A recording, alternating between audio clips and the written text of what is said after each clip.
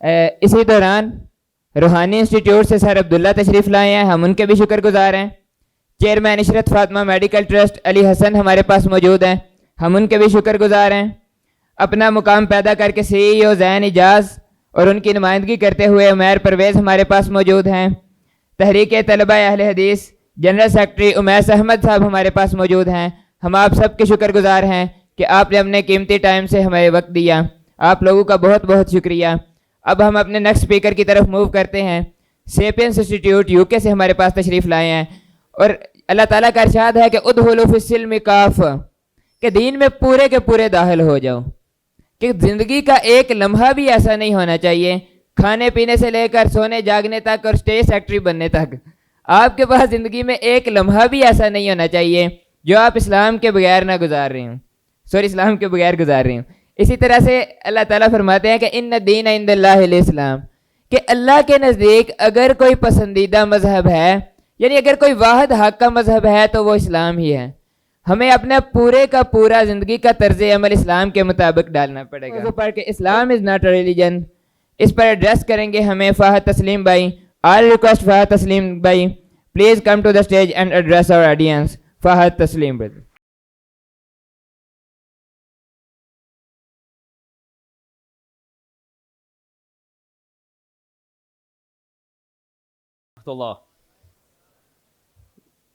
Bismillahir-Rahmanir-Rahim. Alhamdulillahi Rabbil Alameen. Wassalatu wassalam ala ashraf al-anbiya'i wal mursaleen. Nabiyyina Muhammad wa ala alihi wa ashabihi ajma'in. Amma ba'd. How is everyone tonight or today? Good? Okay, before I start, I want to ask you for a favor. Can I do that? As your guest, is that okay? Okay, I'd like everyone to just stand up for a second. And if you like, you can stretch as well. I won't hold it against you. All right. Jazakumullahu khair. Go ahead, have a seat. All right. So I'm basically following up Brother Zaya, who is, as I heard, a phenomenal speaker. Would you agree? Absolutely. MashaAllah. So may Allah subhanahu wa ta'ala reward him, accept from him, and increase him in khair. Qulu ameen ya jama'ah. Say ameen. Yeah? Okay, all right. Now, the topic, Islam is not a religion. Before I get started, how many people think Islam is a religion? Raise your hands. Nobody. What? 3 people? 1, 2, 3, 4, 5 people? And the rest of you believe Islam is not a religion, right? Okay, so all of you who believe Islam is not a religion, talk to those 5 people. Wassalamu alaikum. No, I'm kidding. All right. So let me get started in earnest. A few years ago, you might remember, in Christchurch, New Zealand, there was a brutal shooting that happened there. Does anyone remember that? I'm sure everyone does, right? So the day after that shooting, I got a call. I was in Austin, Texas at the time. And it was from our CEO, Hamza Zorsis. He says, look, Fahad, I need you to go to Christchurch, get on a plane, and go down there. And I thought, okay, why? Like, what's the issue? Why do I need to go down there? He said, look, the people that are there, they just went through just terrible trauma. And the issue is that they are having almost 500 non-Muslims showing up to the masjid every single day. And the people there, they just lost their mothers, their fathers, their husbands, their children. How are they supposed to handle that? You need to jump on a plane and go down and get down there. And so when I heard that, I thought 500 non-Muslims a day? I mean, clearly that's exaggerated, right? There's no way 500 are showing up every day in a place, Christchurch, is like this big, right? So 19 hours later, sure enough, I get to Christchurch. And he was right. We would start in the morning at Fajr, and there was a line outside the masjid where those shootings happened. And people would come in, and we would give them da'wah. But I want you to imagine now what kind of da'wah we were giving them. Where are they walking in? When you go to a masjid, you have generally a very nice setting. Maybe you have a nice carpet, you have nice chandeliers, whatever it might be. This masjid they were walking into, the carpets were ripped out. It was just concrete. Why? Because they had to clean up the blood, right? All the walls were whitewashed. The windows had newspaper on it. So these people are walking into this space, and even in walking into this space, they said, we feel something. There's a certain type of peace. We don't know what it is. And I can tell you now, there were so many people that took their shahada. And believe me, it was not difficult. It was not like we had to come to them with some deep philosophical concept, the kalam, cosmological argument or something like this. Nothing. It was simply like, how do you get through this tragedy? How is it that a Muslim deals with the loss of a loved one? And so what they were seeing in live action were people that had lost loved ones, but they're able to deal with the trauma unlike someone that didn't have Islam. And this was enough for them. Now there was one person, so there were, for those you know, there were two masjids that were attacked. This man, while people were praying Jum'ah, he came in and started shooting everyone, as you guys know. There was one brother though, and I'm not sure if you know about this report, but I'll tell you if you don't. There was one brother who, while everyone else was running here and there, okay, the guy shooting inside the masjid, one guy takes his kids, takes them to the back of the masjid, puts them in a closet and says, wait here, runs back out. Everyone is running away from the shooter. He grabs the cash machine, you know, the credit card machine. He runs towards the shooter. Now the shooter himself is not expecting this. That where did this guy come from? So he's taken aback, he's shooting. This guy takes the credit card machine and throws it at this guy, okay? The guy gets scared, drops his gun, runs out to his car. This man picks up his gun, tries to fire it, finds out there's no bullets, and takes the gun. It was like a long, I don't know, AK-47, I forgot what gun it was. And he throws it at his window. It gets stuck into his window, and it was, some people say this was a reason why the authorities were able to capture him, because of this guy. So now, you know, when we heard about this, we were wondering, what drove this guy? Like, what made it that everyone else is running for their life, everyone is scared, but this guy all of a sudden stands up and says he runs towards danger? What was it that drove him? So we were talking about this, and one of the guys said, you know what? I heard he was Afghani. That, it must be in the blood, right? That's the only explanation we have. But I got a chance to meet him when I went to Christchurch. And I asked him, I said, how is it that when everyone else was running, you ran towards the danger? He said, I made a decision that today, either I will send this kafir to Jahannam or I will enter Jannah. One of the two things are going to happen today. So I ran towards the danger, and that was that. What drives a person? Is it just the religion of Islam? Because here's the thing. You know, Brother Zia was speaking about, you know, he actually gave us a very nice, what you would call a genealogy of liberalism. I thought was pretty good. If I ever needed it in Urdu, I would definitely just take it. But what you find in the West, and this is basically what I want to bring to you because I'm coming from there, is that while there's a lot of glitz and glamour, there's a lot that from the external, it looks very good. Internally, they are completely crumbling. And I'm telling you this firsthand. You have what's going on in the United States, something called a culture war. You have families that can't come to the dinner table together anymore. Why? Because there are fundamental disagreements on what is our world view. How do we understand the world that we live in? What is the thing that we should say that drives us? When people started to look at all of the atrocities that are happening in Gaza, you find in our masajid over there, almost every single Friday you have one or two shahadas. Because one of the things that they couldn't compute, what is it that drives these people? If it's only a religion, what kind of religion is it? But my argument here is that it's not a religion. Why do I say that? Well, let me ask you this. Should a woman have rights? How many people think a woman should have rights? Raise your hand. I'm hoping this side would all raise their hands. I don't know. I see a couple gaps. All right. How many people think women should not have rights? Nobody. All right. Okay, good. Here's the thing. What if I came and I told you, I'm one of those people who believes that women should not have rights? How would you convince me they should? What would you say to me? But here's the thing. The rule is you can't use Islam. You cannot use Islam as a tool to tell me that a woman has rights. So if I had this conversation, let's say in Houston, Texas, where I'm from, with someone who says that, he or she is a feminist, and you can have male feminists, by the way. They said that, I would ask them, why should a woman have rights? They may ask me, why should a man have rights? That's a good question.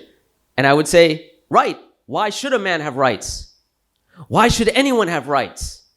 You see, what happens is that when you get into a conversation like this, there are certain hidden assumptions. There's what we call philosophical presuppositions to justify these things. Why should a woman have rights? Under liberalism, and this is throughout liberalism, a woman should have rights because, and this is the assumption, ready? Because under liberalism, we own ourselves. We have self-ownership. And you can look this up when you study political philosophy. If you study something called libertarianism, they say this, and they say that this is how we start. Because we have to start with this assumption to justify why anyone should have rights, self-ownership. But this runs into problems. I'll give you an example. Some years ago in Germany, and for some reason, Germany comes out with all of the issues. I don't know what it is, but Germany is just one of those places. So this guy in Germany, he puts an ad in the paper. And this ad says that I would like to eat a person. So you heard what I said, right? He wants to eat another human being. So he puts an ad in the paper. 200 people responded to this ad. 200! And by the way, he wasn't giving them any money. He wasn't paying them like some guy, maybe, his family's dying, so he's like, I'll get eaten and he'll give me $1 million. No, just for the sheer experience of being eaten. So this guy, he interviews he didn't interview all 200 people. He interviews a number of people and finally decides on one candidate. They have an agreement. It's on paper. He has it on video. This man says, I fully agree to be eaten. And the guy basically finishes off, puts him in the freezer, and enjoys him for the next, 6 months. Okay? Now, when the authorities show up and find out, right, that my man here has another dude in the freezer that he's chomping down on, right? He's just eating away. They didn't have laws against cannibalism.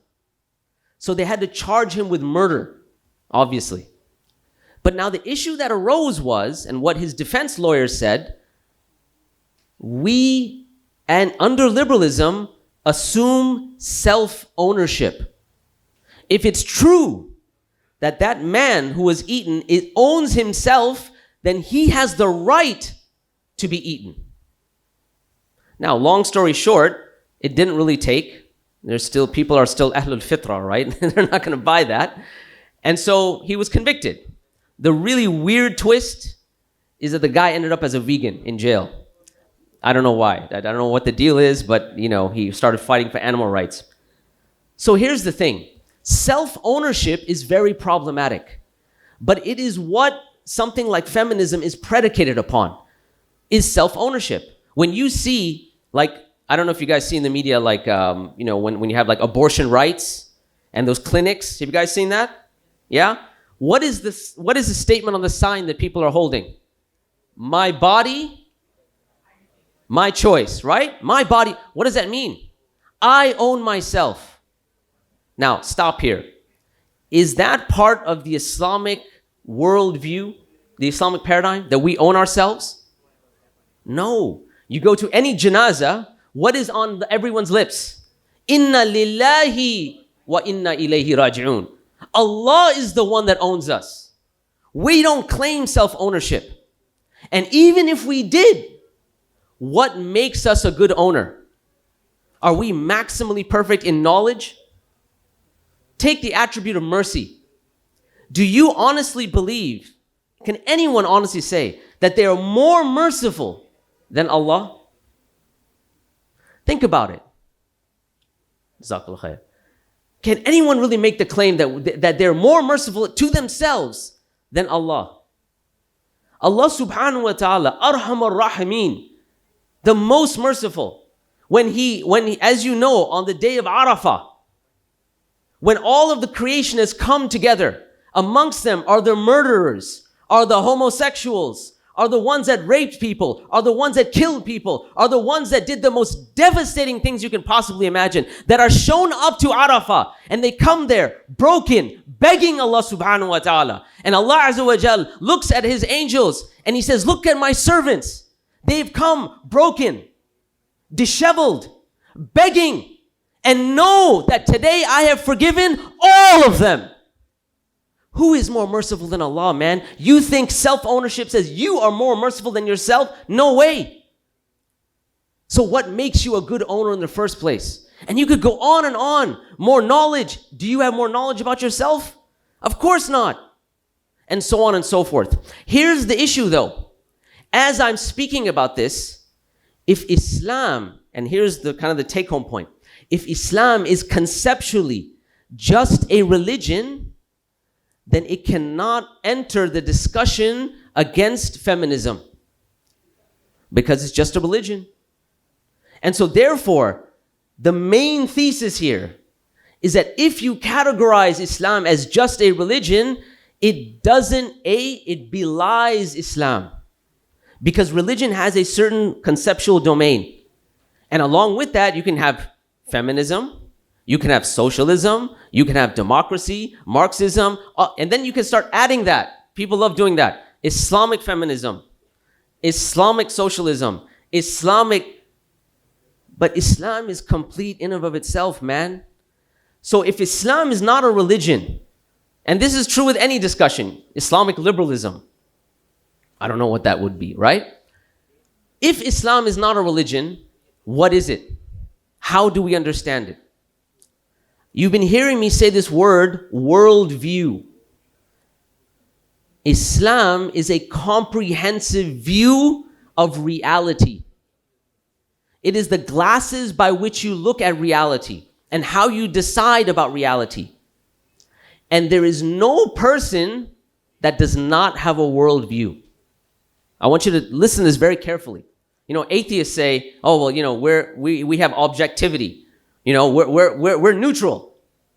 No person is neutral. Every single person has lenses by which they look at reality. And those lenses, they're going to color what you think about gay rights, what you think about abortion, what you think about X, Y, and Z. All of those ethical issues, your lenses, your worldview will dictate that. So just like if I had, let's say, I was wearing glasses with green lenses and you were wearing glasses with red lenses. And we went outside and I tried to convince you that the leaves on the tree are green and you're trying to say, no, they're red. We would constantly be at odds because we don't have the same worldview. So what makes up a worldview? And I'll end on this point. There are a few things which are known as components of a worldview. Number one, and I know these are technical terms, that's why I'm ending with this. Number one is what you call ontology. What is it? I didn't hear y'all. What was it? Ontology. What exists and what doesn't exist. Do I exist? Does this table exist? Does God exist? Depending on your answer of what exists, it's going to be part of your worldview. The second component is what's known as epistemology. What is it? Epistemology. How do you know? It's the study of knowledge. How do you know you exist? How do you know things about the world around you? Is it just the natural world that you're able to take information? Or is there something that transcends the natural world? In other words, revelation. And once you have epistemology, you have what's known as anthropology. What was that? One more time. Anthropology? Anthropology. Who or what is the human being? Are we just material matter? Or do we have a soul? Because if we're just material matter, then why does it matter? What is the significance of life, right? Then you have what's known as teleology. Purpose. Do I have a purpose? Does the universe have a purpose? And then after all of that, so after you go through ontology, epistemology, anthropology, teleology, then you come to morals and ethics. That's where the questions now arise. How can you say that about the age of Aisha radiallahu anha? How could she be married at such a young age? Well, before we get to that question, where do morals come from? What is the lenses by which you're looking at reality to adjudicate, to judge what is moral and what is not moral?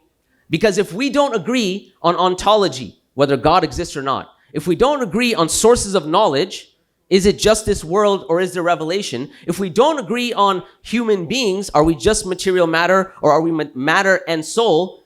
And if we don't agree on a purpose, then really the discussion becomes almost meaningless. Why can a man have 4 wives but a woman can't? What about the age of Aisha? How do you justify X, Y? And all of these questions that come out, if you don't compare worldviews, you will argue till never land. And at the end of the day, those questions, if you haven't gotten those answers about what exists and what doesn't, how do you get knowledge and so on and so forth, you're really going to be running in circles. And so with that said, and I'll conclude, and I know I just said that, but my time's almost up here. I'll conclude with this. When I said that there's this dire situation, at least in the United States, I don't know, Imran might be able to tell us about the UK. This dire situation is that worldview that they have, let's say it's liberalism, what they're finding is that it's crumbling right before their eyes. Why? Because Islam is the lenses by which you view truth. And everything outside of Islam is falsehood. And falsehood will always contradict itself. If you dig far enough, you will find contradictions. Like I mentioned about self-ownership and the guy eating himself, this applies to all of the philosophical pre-assumptions. You just have to dig far enough. And when you say Islam is a religion, you don't give it justice. But when you say it's a worldview, now you can say it's a view of what truth is. And so now the conversation is not, is this the right religion? But is this the truth? And the clear answer for a person that's sincere will be that most definitely this is the truth. Jazakumullah khair wa assalamu alaikum. जज़ाकल्लाहु खैरन अहसनल जज़ा। अभी फहद भाई जाना चाह रहे थे, तो I would request Aamir भाई and our core member Dawood Ahmed, and if our core member Ali Raza is available, please come to the stage and present shield to our very prestige Fahad.